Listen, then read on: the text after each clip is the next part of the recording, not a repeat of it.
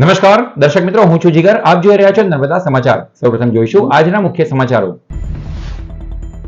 Gujarat high court Bharuch સહિત 5 જિલ્લા કોર્ટને બોમ્બથી ઉડાવી દેવાની ધમકી. ડોગ અને બોમ્બ ડિસ્પોઝલ સ્ક્વોડ દ્વારા સઘન તપાસ હાથ ધરાઈ.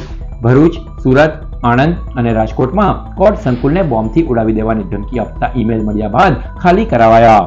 ડોગ સ્ક્વોડ, બોમ્બ ડિટેક્શન અને ડિસ્પોઝલ સ્ક્વોડ, એલસીબી અને એસઓજીની ટીમો સાથે પોલીસનું કોર્ટ સંકુલમાં ચેકિંગ. ભરૂચ કોર્ટ સાથે જિલ્લા કલેક્ટર અને મામલતદાર કચેરીને પણ ખાલી કરાવાઈ. કરી તપાસ. આજે મંગળવાર અને ચતુર્થીનો શુભ સમન્વય અંગારિકા ચોથ. ભરૂચના સિદ્ધિવિનાયક મંદિર તો અંકલેશ્વરના ક્ષિપ્રા ગણેશ મંદિરે વિવિધ ધાર્મિક કાર્યક્રમો યોજાયા. ભક્તોનું ઘોડાપૂર ઉમટ્યું.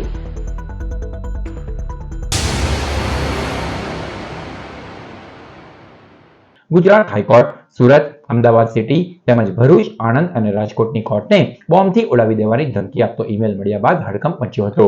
સોમવારે મોડી રાત્રે સુરત અને અમદાવાદ સાથે ભરૂચ, આણંદ, રાજકોટ કોર્ટના સત્તાવાર આઈડી ઉપર એક ઈમેલ મોકલવામાં આવ્યો હતો, જેમાં આઈડીએફસી આખી ઇમારતને ઉડાવી દેવાની ધમકી અપાઈ હતી. આ ધમકીને ગંભીરતાથી લેતા મંગળવારે સવારે તમામ કોર્ટમાં ન્યાયિક કાર્ય બંધ કરી દેવામાં આવ્યું હતું. ડોગ સ્ક્વોડ, બોમ્બ ડિટેક્શન અને ડિસ્પોઝલ ટીમોની મદદથી સંપૂર્ણ તપાસ હાથ ધરાઈ હતી. ભરૂચ જિલ્લા કોર્ટ સહિત તમામ કોર્ટમાં ન્યાયિક કાર્ય તાત્કાલિક બંધ કરી કોર્ટ સંકુલને સંપૂર્ણપણે ખાલી કરાવવામાં આવ્યા હતા. ન્યાયાધીશો, વકીલો, સ્ટાફ અને અસીલોને સલામત સ્થળે ખસેડવામાં આવ્યા હતા. વરિષ્ઠ પોલીસ અધિકારીઓનો કાફલો કોર્ટ પર પહોંચ્યો હતો. બોમ્બ ડિસ્પોઝલ અને ડોગ સ્ક્વોડ દ્વારા પાર્કિંગ લોટ, કેન્ટીન અને કોર્ટ બિલ્ડિંગના દરેક માળની સંપૂર્ણ તપાસ કરાઈ હતી. ભરૂચ જિલ્લા પોલીસે કોર્ટ, કલેક્ટર અને મામલતદાર કચેરી ખાલી કરાવીને તપાસ શરૂ કરી હતી. આ સાથે જ સુરક્ષા સલામતીના કારણોસર જિલ્લા કલેક્ટર અને મામલતદાર કચેરીને પણ કોર્ડન કરી પ્રવેશબંધી સાથે ચેકિંગ હાથ ધરવામાં આવ્યું હતું. જો કે કોઈ સંદિગ્ધ કે શંકાસ્પદ વસ્તુ નહીં મળતા તંત્રને રાહતનો દમ લીધો હતો. સાયબર ક્રાઇમ પોલીસ દ્વારા ઈમેલ મોકલનારની તપાસ શરૂ કરી દેવામાં આવી છે. આજ રોજ સવારે એડીએમ બ્રાન્ચમાં અજાણ્યા ઈસમનો ઈમેલ આવ્યો કે ભરૂચ કોર્ટ બિલ્ડિંગને બોમ્બથી ઉડાડી દેવાની સૂચના આપવામાં આવી. એ સૂચના ડિસ્ટ્રિક્ટ જજ સાહેબને મળતા તુરંત જ એમડી બ્રાન્ચે આ મેસેજ બધે સર્વે કર્યો અને અમોને જાણ કરીને અમોને અમારી કમિટીએ ભેગા મળીને બધા વકીલ સાહેબોને સુરક્ષિત કોર્ટની બહાર કાઢી મૂક્યા અને જે અસીલો હતા એ બધાને સમજાવીને કોર્ટની બહાર કાઢી મૂક્યા અને કોર્ટને વિનંતી કરી કે જે વકીલનું કામ જે સ્ટેજ પર હોય એ સ્ટેજ પર રાખવા માટે વિનંતી કરીને બધા પક્ષકારો અને વકીલોને કોર્ટની બહાર મોકલી આપવામાં આવ્યા છે. અને અમે અમારા દરેક વકીલોને એવી સૂચના આપવામાં આપીએ છે કે જ્યાં સુધી અમોને આગામી સૂચના ના મળે ત્યાં સુધી કોઈએ કોર્ટ બિલ્ડિંગમાં પ્રવેશ કરવો નહીં. ભરૂચના મક્તમપુર સ્થિત સિદ્ધિવિનાયક ગણેશ મંદિરે અંગારકી ચોથ નિમિત્તે ગણેશ યાગ સહિત વિવિધ ધાર્મિક કાર્યક્રમો યોજાયા. નવા વર્ષ 2026ની પહેલી અંગારિકા ચોથ નિમિત્તે ભરૂચ શહેરના મક્તમપુર ગામ સ્થિત સિદ્ધિવિનાયક ગણેશ મંદિર ખાતે પહેલી સવારથી જ ભક્તોની ભીડ ઉમટી હતી. ગણેશ યાગ સહિત વિવિધ ધાર્મિક કાર્યક્રમોમાં મોટી સંખ્યામાં ભાવિક ભક્તોએ વિઘ્નહર્તાના દર્શન કરી ધન્યતા અનુભવી. અંગારકી ચોથના દિવસે દુંદાળા દેવની વિશેષ પૂજા અર્ચના કરીને ભક્તોએ ગણેશજીને પ્રિય એવા મોદક, લાલ જાસૂદ, ગોળ અને પૂજાપા સાથે ગણેશજીની પૂજા અર્ચના કરી હતી. મક્તમપુરના પ્રસિદ્ધ સિદ્ધિવિનાયક ગણેશ મંદિરમાં પૂજા અર્ચના સહિતના વિશેષ ધાર્મિક કાર્યક્રમો પણ યોજાયા હતા. આજનો મહત્વનો દિવસ અંગારિકા ચોથ મંગળવારનો દિવસ છે. આજે અહીંયા આગળ ગણેશ યાગનું આયોજન કરવામાં આવ્યું છે. સાંજે 5 વાગે શ્રીફળ હોમા છે અને ત્યાર પછી આરતીનો સમય છે. સૌ ભાઈ ભક્તોએ એમને દર્શનનો લાભ લેવા આગ્રહભરી વિનંતી છે.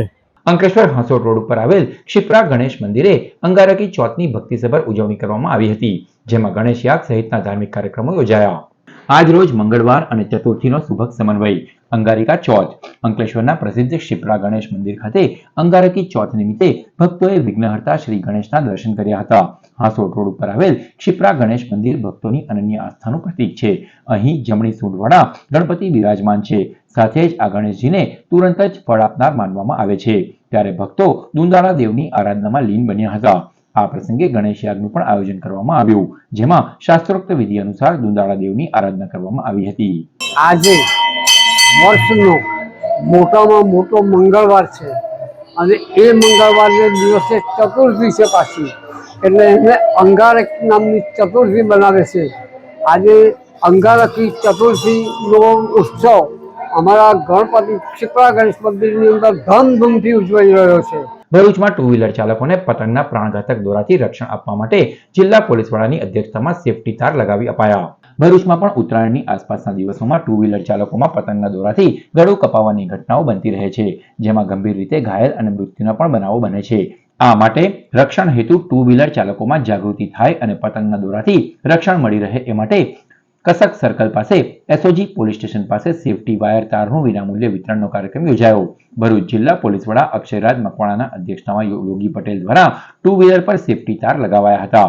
સાથે જ જિલ્લા ટ્રાફિક પીઆઈ પ્રકૃતિ ઝણકાટ અને સી ડિવિઝન પીઆઈ વનરાજસિંહ ડોડિયાના માર્ગદર્શન હેઠળ માર્ગ સલામતી અભિયાન અંતર્ગત જાગૃતિ સંદેશ નાગરિકોને આપવામાં આવ્યો હતો.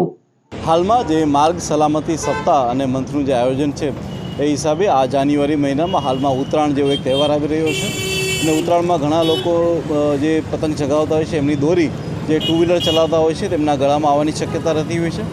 જે વસ્તુને ધ્યાનમાં લેતા અમારા જિલ્લા ટ્રાફિક પીઆઈ અને સાથે સાથે યોગી પટેલ કે જે એનજીઓ ચલાવે છે એમના દ્વારા અને સાથે સાથે અમારા લોકલ પોલીસ સ્ટેશન દ્વારા એક આયોજન કરવામાં આવેલું છે. આપણે જોયું હશે કે પતંગના દોરાથી ગળા કપાવવાની ગંભીર રીતે ઘાયલને મૃત્યુ થવાના કિસ્સાઓ બનતા રહે છે અને આ હેતુથી બચવા માટે આજ રોજ કસક સર્કલ એસઓજી પોલીસ સ્ટેશન પાસે જિલ્લા પોલીસ વડા શ્રી અક્ષયસિંહ રાજસિંહ મકવાણા સાહેબની અધ્યક્ષતાની અંદર વિનામૂલ્યે તાર ફિટિંગ સેફટી વાયર ફિટ કરવાનો કાર્યક્રમ રાખેલો હતો. વાલિયા ગણેશ શુગરના પૂર્વ ચેરમેન અને પ્રદેશ કોંગ્રેસ મહામંત્રી સંદીપ માંગરોલા સામે ₹85 કરોડના કથિત કૌભાંડમાં 4 વર્ષ બાદ હાઈકોર્ટે રેગ્યુલર જામીન આપ્યા છે. ગણેશ શુગરમાં પૂર્વ ચેરમેન સામે ₹85 કરોડના કથિત કૌભાંડ મામલે હાઈકોર્ટમાં સુનાવણી દરમિયાન ન્યાયમૂર્તિ નિખિલ એસ કાર્યલની ખંડપીઠે બંને પક્ષોની દલીલો સાંભળીને લગભગ 4 વર્ષ બાદ સંદીપ માંગરોલાના રેગ્યુલર જામીન મંજૂર કર્યા છે. હાઈકોર્ટ દ્વારા ટ્રાયલ કોર્ટને 18 મહિનાની અંદર કેસ પૂર્ણ કરવા હુકમ કરાયો છે. આ ચુકાદા અંગે સંદીપ માંગરોલાએ પોતાની પ્રતિક્રિયા આપતા જણાવ્યું હતું કે સત્યનો હંમેશા વિજય થાય છે અને આજનો ચુકાદો તેની શરૂઆત છે. ભરૂચ એલસીબીએ અંકલેશ્વરના કરજણ સિંચાઈ યોજના રેસ્ટ હાઉસ સામે રોડ ઉપર લક્ઝુરિયસ કારમાંથી વિદેશી દારૂના જથ્થા સહિત 6.57 લાખના મુદ્દામાલ સાથે એક ઇસમને ઝડપી પાડ્યો. ભરૂચ એલસીબીના પીઆઈ એમપી વાળાના માર્ગદર્શન હેઠળ પીએસઆઈ વીપી મલ્હોત્રા સહિત સ્ટાફ અંકલેશ્વર વિસ્તારમાં પેટ્રોલિંગમાં હતો તે દરમિયાન બાતમી મળી હતી કે લક્ઝુરિયસ કારમાં વિદેશી દારૂ ભરેલ છે અને હાઈવે ઉપરથી આવી અંકલેશ્વર થઈ ભરૂચ તરફ જનાર છે. બાતમીના આધારે પોલીસે કરજણ સિંચાઈ યોજનાના રેસ્ટ હાઉસ સામે વોચ ગોઠવી હતી. તે સમયે બાતમીવાળી કાર આવતા પોલીસે તેને અટકાવી અંદર તપાસ કરતા તેમાંથી વિદેશી દારૂની 655 બોટલ મળી આવી હતી. પોલીસે 2.97 લાખનો દારૂ અને કાર મળી કુલ 6.57 લાખના મુદ્દામાલ સાથે ભરૂચના મલબારી દરવાજ જુમ્માઝા મસ્જિદ પાસે રહેતો મોહમ્મદ તોકીર ઉર્ફે રઈશ અબ્દુલ હમીદ શેખને ઝડપી પાડ્યો હતો. જ્યારે વિદેશી દારૂનો જથ્થો આપનાર સુરતના કડોદરા ખાતે રહેતો સંજય પાટીલ સહિત 6 ઇસમોને વોન્ટેડ જાહેર કરી વધુ તપાસ હાથ ધરી છે. અંકલેશ્વર એ ડિવિઝન પોલીસે પ્રતિબંધિત ચાઇનીઝ દોરી સાથે 2 ઇસમોની કરી અટકાયત. ઉત્તરાયણ તહેવાર દરમિયાન સ્કાયલેન્ડર્સ ચાઇનીઝ તુક્કલ તેમજ સિન્થેટિક કે ચાઇનીઝ મટીરિયલ, ટોક્સિક મટીરિયલ, ઝેરી તત્વો અથવા નાયલોન પ્લાસ્ટિક જેવી સિન્થેટિક કે ચાઇનીઝ મટીરિયલથી તૈયાર કરેલ પાકા દોરાથી ઉડાવવામાં આવતા પતંગોને કારણે માનવ, પશુ પક્ષી તેમજ પર્યાવરણને નુકસાન થતું હોય છે. જે બાબતને આવા નુકસાનકારક મટીરિયલના ઉપયોગ તથા વેચાણ પર કલેક્ટર દ્વારા પ્રતિબંધ મૂકવામાં આવ્યો છે. જે અંતર્ગત અંકલેશ્વર શહેર એ ડિવિઝન પોલીસની ટીમે બાતમીના આધારે સુરવાડી બ્રિજ પાસે આવેલ એચડીએફસી બેંક નજીક એક ઇસમ પાસેથી પ્રતિબંધિત ચાઇનીઝ દોરીના બોબિન 5 નંગ જેની કુલ કિંમત 3000નો મુદ્દામાલ કબજે કરી કાયદેસરની કાર્યવાહી હાથ ધરી છે. પોલીસે સતીશ સંજય વસાવા ઉંમર વર્ષ 21 રહે સંજયનગર અંકલેશ્વર અને સુમિત નરેશ ગોહિલની ધરપકડ કરી છે. ભરૂચ એસઓજીએ અંકલેશ્વરના મીરાનગર વિસ્તારમાંથી ખુશી વાસણ ભંડાર નામની દુકાનમાંથી ગાંજાના જથ્થા સાથે એક ઇસમને ઝડપી પાડ્યો.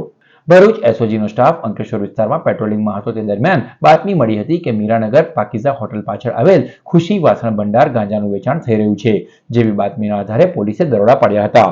પોલીસે સ્થળ પરથી 1.605 કિલો ગાંજાનો અને એક ફોન તેમજ રોકડા મળી કુલ 85,000થી વધુનો મુદ્દામાલ કબજે કર્યો હતો અને પાકીઝા હોટલ પાછળ રહેતો સુરજ જગદીશ શર્માને ઝડપી પાડ્યો હતો. જ્યારે ગાંજાનો જથ્થો આપનાર સુભાષ શિવચંદ્ર યાદવને વોન્ટેડ જાહેર કરી વધુ તપાસ હાથ ધરી છે.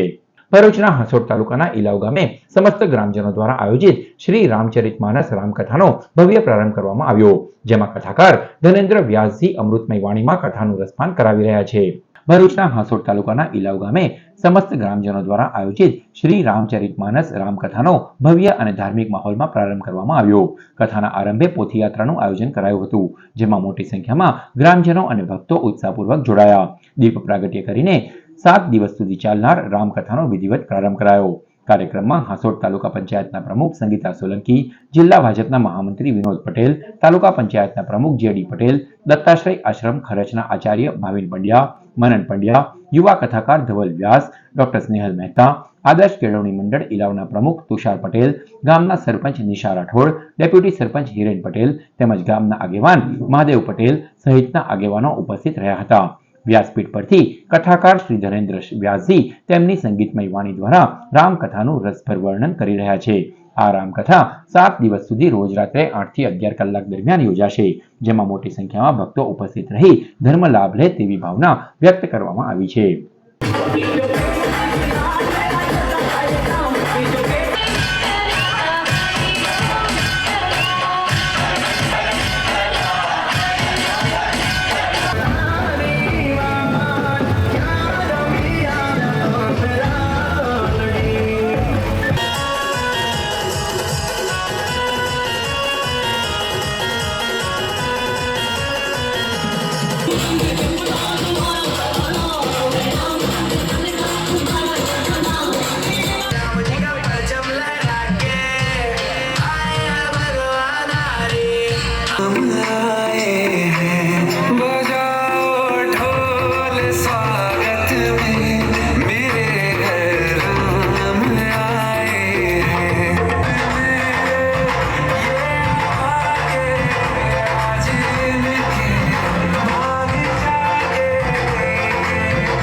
ઝઘડિયાના રાયસિંગપુરા ગામે શેરડી કાપતા પરિવારના ઘરે તસ્કરો 56,000ના દાગીનાનો હાથફેરો કરી ગયા.